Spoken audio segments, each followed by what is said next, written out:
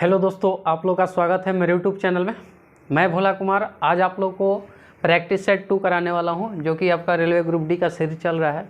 अगर आप मेरा पार्ट 1 का वीडियो नहीं देखे हैं तो लिंक में दिया गया है, डिस्क्रिप्शन लिंक में, तो वहां से भी जाकर आप उस वीडियो को देख सकते हैं। और आज का जो प्रैक्टिस सेट 2 है उसमें 30 क्वेश्चन को लिया गया है, जो कि आपके ग्रुप डी से रिलेटेड है, जो कि TCS के द्वारा पूछा जा रहा है क्वेश्चन। तो चलिए आज का जो पहला क्वेश्चन है उसको देख लेते हैं। जो पहला क्वेश्चन दिया है, ए अकेला एक काम को 12 दिन में तथा बी अकेला इसे 18 दिन में समाप्त कर सकता है।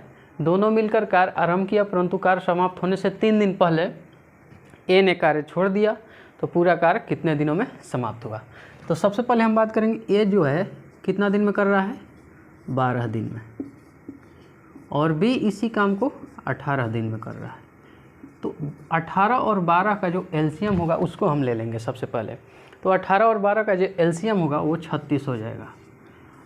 अब 36 काम है, तो 36 काम जो है ये जो है 12 दिन में कर रहा है, तो आपका एक दिन में कितना काम कर रहा है, 3 काम। और आपका ये 18 दिन में 36 काम कर रहा है, तो एक दिन में 2 काम कर रहा है। चलिए ठीक है। अब हमको पता नहीं है कि काम जो है कितना दिन में समाप्त होगा, लेकिन एक काम छोड़ रहा है, इसका मतलब बी तो पूरा दिन काम करेगा, जितना दिन काम चलेगा बी पूरा दिन काम करेगा। तो हम मान लेते हैं कि बी जो है पूरा काम x दिन चला, तो x दिन ये काम करेगा। एक दिन में 2 काम कर रहा है, तो x दिन में कितना काम करेगा, 2x काम करेगा। आई जो है 3 काम कर रहा है एक दिन में, तो काम जो है पूरा x दिन चल रहा है, तो x - 3 दिन काम करेगा, क्योंकि 3 दिन पहले काम छोड़ के चला जा रहा है। एक दिन में 3 काम कर रहा है, तो इतना दिन में कितना काम करेगा, 3x - 9।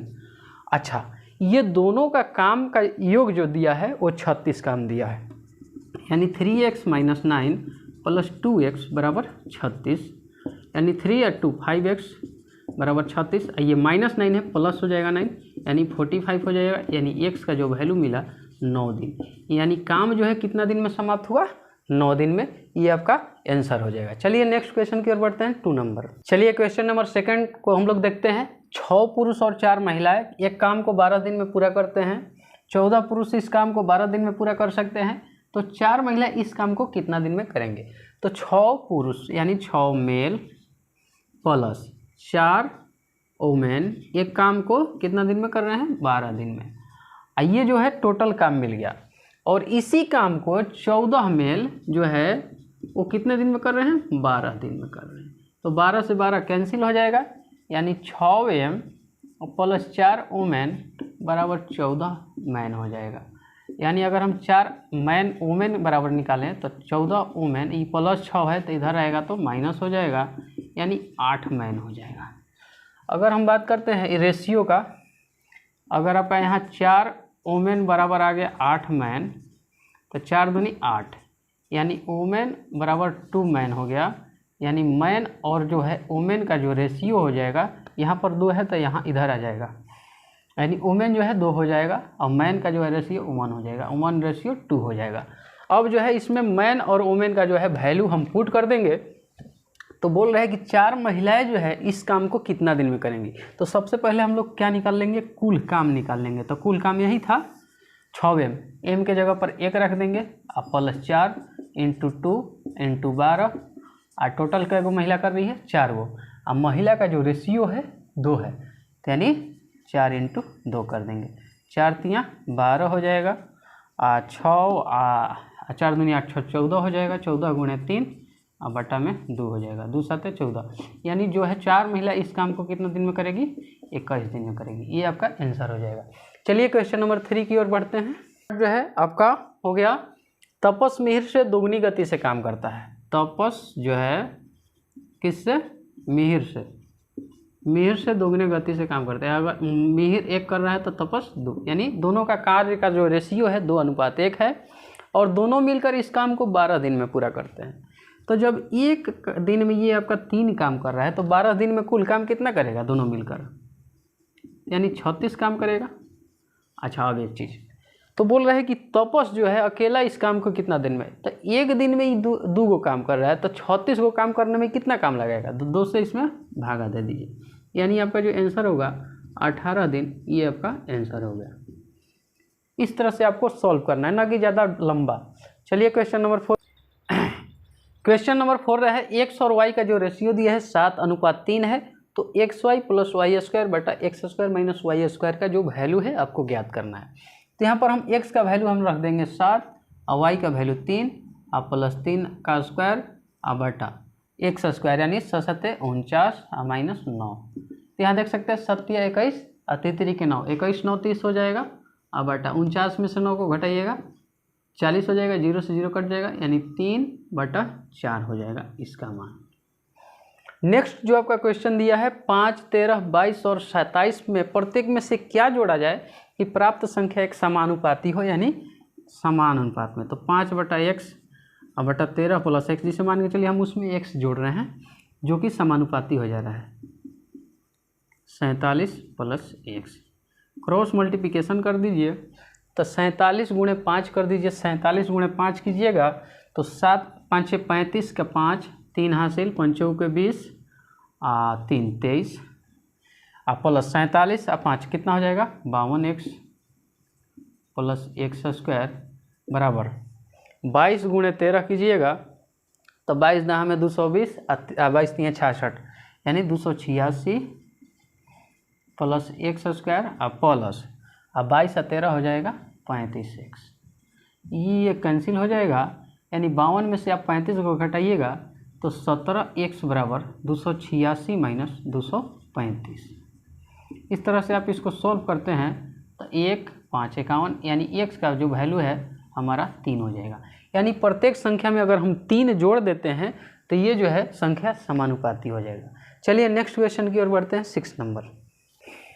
नेक्स्ट आपका जो 6 नंबर क्वेश्चन दिया हुआ है 8 + 3√3 और 16 - 6√3 के बीच मध्य अनुपाती ज्ञात करें। तो सबसे पहले आपको 2-3 फार्मूला याद होना चाहिए। एक तृतीय अनुपाती का पूछ देता है तो तृतीय अनुपाती बराबर होता है b² a। अगर प्रथमानुपाती पूछ दे तो क्या लिखिएगा, प्रथमानुपाती बराबर हो जाता है आपका e² b।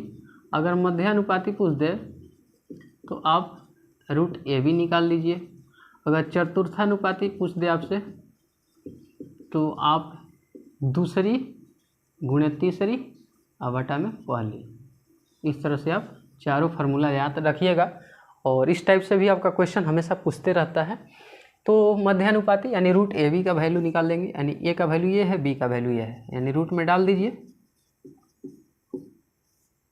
आइए आपका आ जाएगा 16 - 6√3।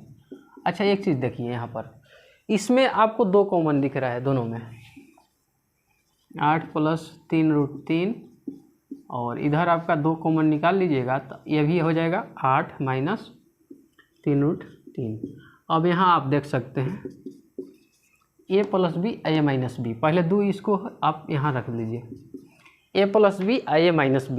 तो a² यानी 8 × 8 = 64 माइनस b² तो 3 × 9 = 27, यानी 64 में से आप 27 को माइनस कर देते हैं।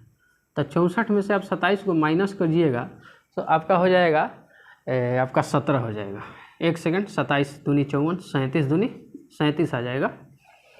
तो 37 दूनी 74 यानी रूट आपका 74 आंसर हो जाएगा।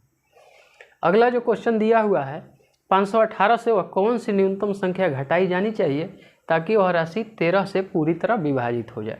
तो 13 से आप पहले भाग दे दीजिए 518 में, तो 13 × 3 = 39 हो जाएगा और ये 12 128 हो जाएगा और 13 × 9 = 117। यहाँ पर आपका भागफल 11 बच गया।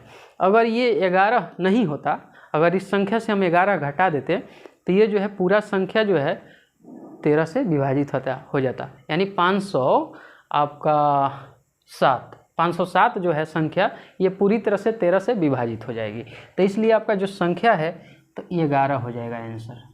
11 एक ऐसा संख्या जो कि घटा देंगे तो ये पूरी तरह से 13 से विभाजित हो जाएगा। चलिए नेक्स्ट क्वेश्चन की ओर बढ़ते हैं। क्वेश्चन नंबर आपका 8 नंबर जो है दिया है 9 सेंटीमीटर की भुजा वाले एक नियमित षटभुज का क्षेत्रफल ज्ञात करना है। तो षटभुज का जो क्षेत्रफल होता है वो आपको याद होना चाहिए। षटभुज का क्षेत्रफल होता है 6 × √3/4 गुणे भुजा स्क्वायर, यानी 6 × √3/4 और भुजा का जो वैल्यू दिया है 9 गुणे 9 कर दीजिए तो ये 2 से कट जाएगा, ये 3 से, तो 9 × 81 81 × 243√3 और बटा में 2 सेंटीमीटर स्क्वायर हो जाएगा। इस तरह से आपका ये आंसर हो जाएगा। अब नेक्स्ट जो 9 नंबर क्वेश्चन दिया हुआ है, यदि 4 शर्ट खरीदने पर एक शर्ट जो है मुफ्त देने की पेशकश की जाती है तो प्रत्येक शर्ट पर प्रभावी छूट आपको बताना है। तो आप एक चीज़ बताइए, अगर आप जा रहे हैं मार्केट या मॉल में शर्ट खरीदने, तो 4 गो शर्ट आप खरीदिएगा तो उस पर एगो फ्री देगा, यानी आप टोटल कितना शर्ट लेकर आए? 5 शर्ट। 5 शर्ट में से आपको कितना फ्री दिया गया है? एगो शर्ट, यानी 5 गो शर्ट में क्या गो फ्री दिया गया है? 1। तो छूट निकाल दीजिए, 100 से मल्टीप्लाई, तो 20 बचे 100, यानी 20% हो जाएगा प्रभावी छूट, आंसर हो जाएगा। चलिए नेक्स्ट क्वेश्चन की ओर बढ़ते हैं, 11 नंबर। नेक्स्ट आपका जो 10 नंबर क्वेश्चन दिया हुआ है, पी और क्यू के वर्तमान आयु का जो अनुपात है 7:9 है। तो 10 वर्ष पूर्व उनकी आयु का जो अनुपात दिया था 5:7 था। तो पहले 10 साल पहले वाला लिख लेंगे, 5:7। तो अब एक चीज़ बताइए, 10 साल पहले का है, 10 साल पूर्व। अब यहाँ देखिए वर्तमान आयु जो है 7:9 के अनुपात में है। कितना साल का गैप हो रहा है? प्लस 10 साल का। अब यहाँ देखिए लड़ाई कॉन्सेप्ट के यूज कर दीजिए, बना दीजिए। 9 5 45, 7 7 49, 49 और 45 का अंतर कितना आ रहा है? 4। अच्छा यहाँ पर देखिए दोनों का अंतर कितना आ रहा है? 7 और 9 का 2 का, तो 2 में आप 10 से गुणा कर दीजिए, 20, यानी अनुपात 1 का जो वैल्यू है 5 मिला। तो अब पूछ रहा है क्या? क्यू की वर्तमान उम्र। तो क्यू के जो वर्तमान उम्र है क्या है? 9 है, अनुपात 9।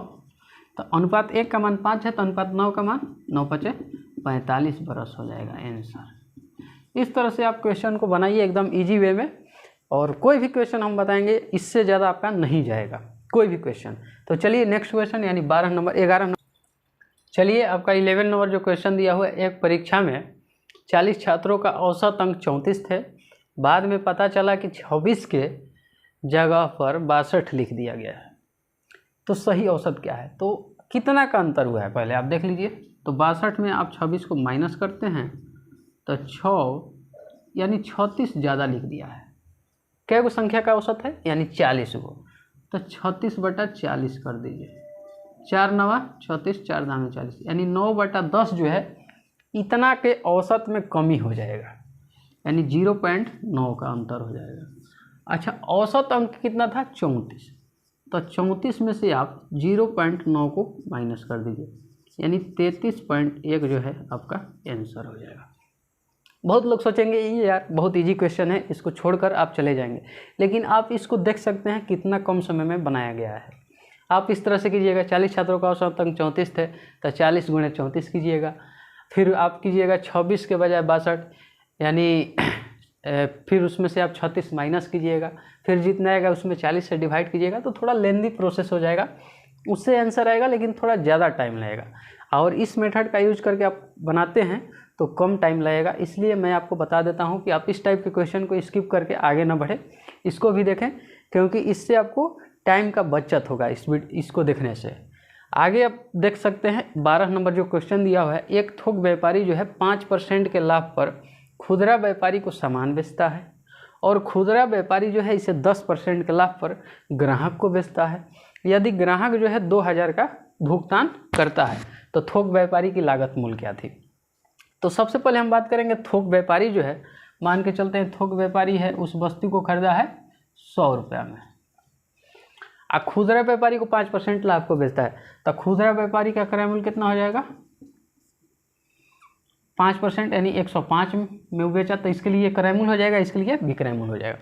और खुदरा व्यापारी जो है इसे ग्राहक को कितना पर बेच रहा है? आपका 10% लाभ पर, यानी 105 का 10%, यानी 110 पर बेच रहा है, बटा 100 कर लीजिए। 5 से आपका 21 5 105 और 5 दूनी, यानी इसका जो है 21 × 11/2 इतना पर ये इसको बेचा है।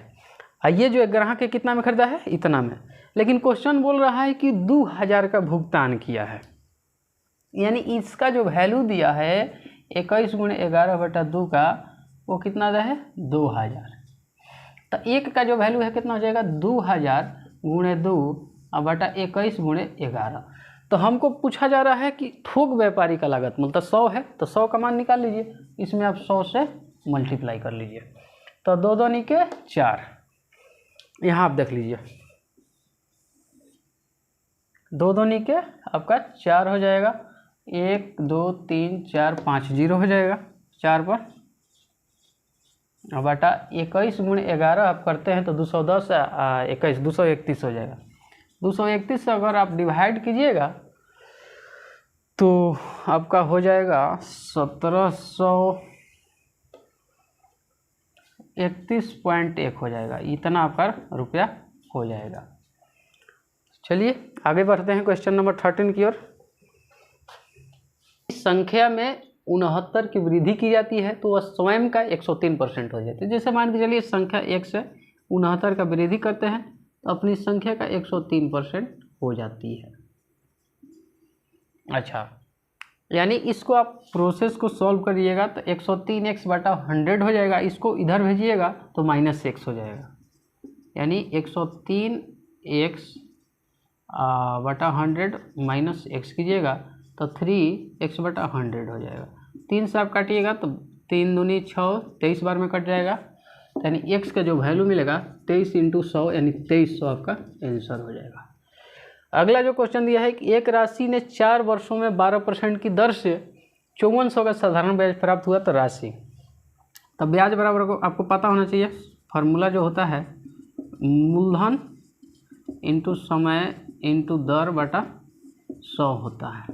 ब्याज दिया है 5400, मूलधन नहीं पता है, समय दिया है 4 और दर दिया है 12.5 और बटा 100, तो बरचौ के 48 दूनी 50 यानी 50 दूनी 100, 2 कट से कट जाएगा, यानी x बराबर 54 दूनी 108 यानी 10,800 रुपया जो है आपका मूलधन हो जाएगा।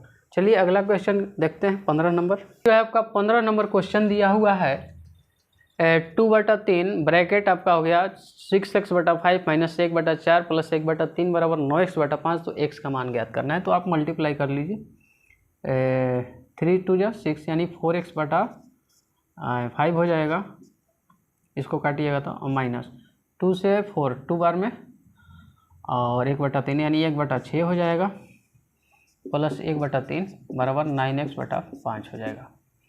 ये प्लस में है तो इसको उस साइड भेज देंगे, यानी इधर बच जाएगा 1/3 माइनस 1/6 बराबर 9x बटा 5 माइनस 4x बटा 5 हो जाएगा।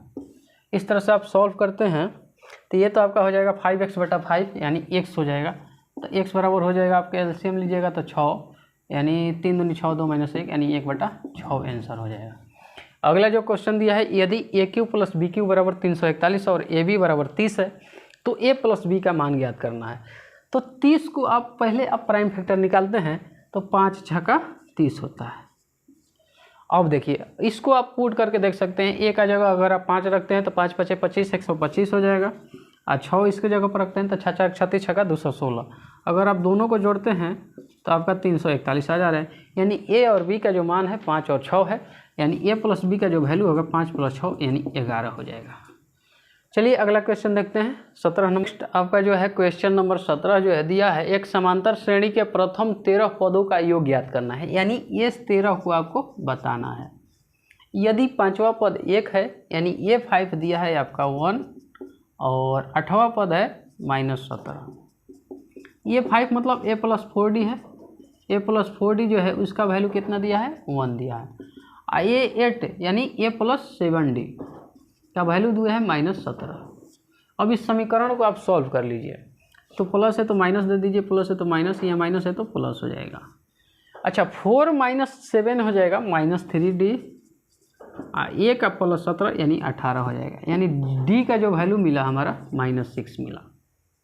तो इसमें आप वैल्यू पुट कर दीजिए, A प्लस 4 D का वैल्यू -6 बराबर 1, तो A बराबर 25 हो जाएगा और D का वैल्यू -6, तो इस तरह आप निकाल लीजिए n/2 इंटू 2a यानी 50 प्लस n-1 यानी 13 में से घटेगा 12 इंटू D का वैल्यू है -6 यानी 13/2 50 माइनस बरछक 72 यानी 13/2 -22 हो जाएगा, 11 हो जाएगा 143 -143 आपका आंसर हो जाएगा। चलिए अगला क्वेश्चन देखते हैं 18 नंबर। चलिए 18 नंबर जो क्वेश्चन दिया हुआ है, बिंदु A रेखाखंड BC को आपका 5:1 में विभाजित करता है, और बी के निर्देशांक दिया है और सी का निर्देशांक दिया है, यानी बी सी जो है रेखा, इसको ए जो है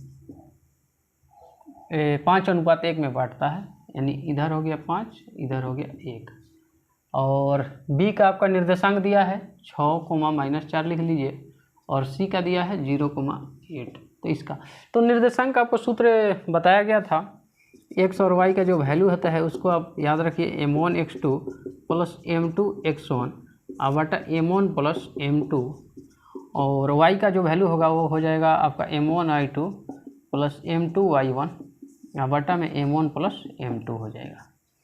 अब आप बात करते हैं m1 का वैल्यू दिया है 5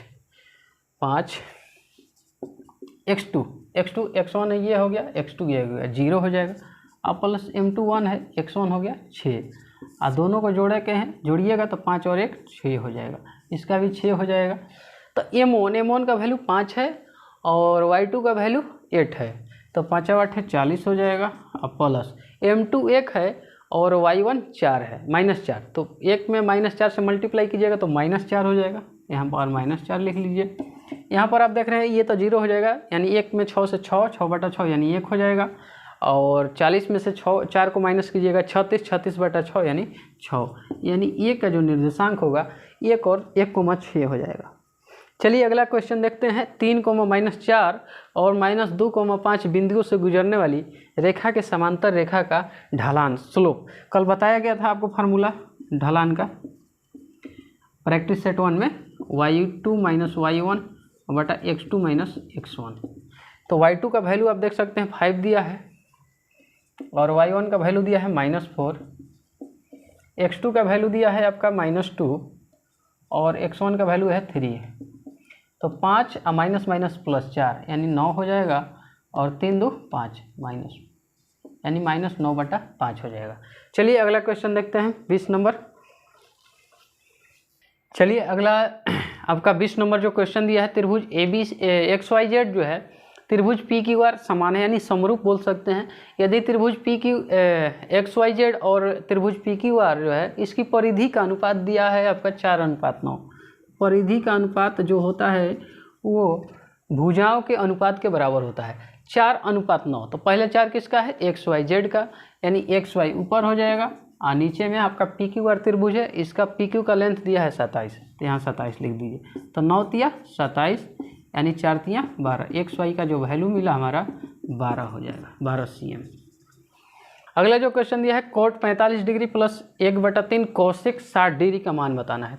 तो कोट 45 का मान जो होता है 1 होता है, प्लस 1/3, और कोसेक 60 जो है उसका वैल्यू कितना होता है आपका, साइन 60 का वैल्यू हो जाएगा √3/2, तो इसका 2/√3 हो जाएगा, यानी 1 + 2/3√3, ये ऊपर जाएगा तो यानी 3√3 प्लस 2/3√3, ये आपका आंसर हो जाएगा।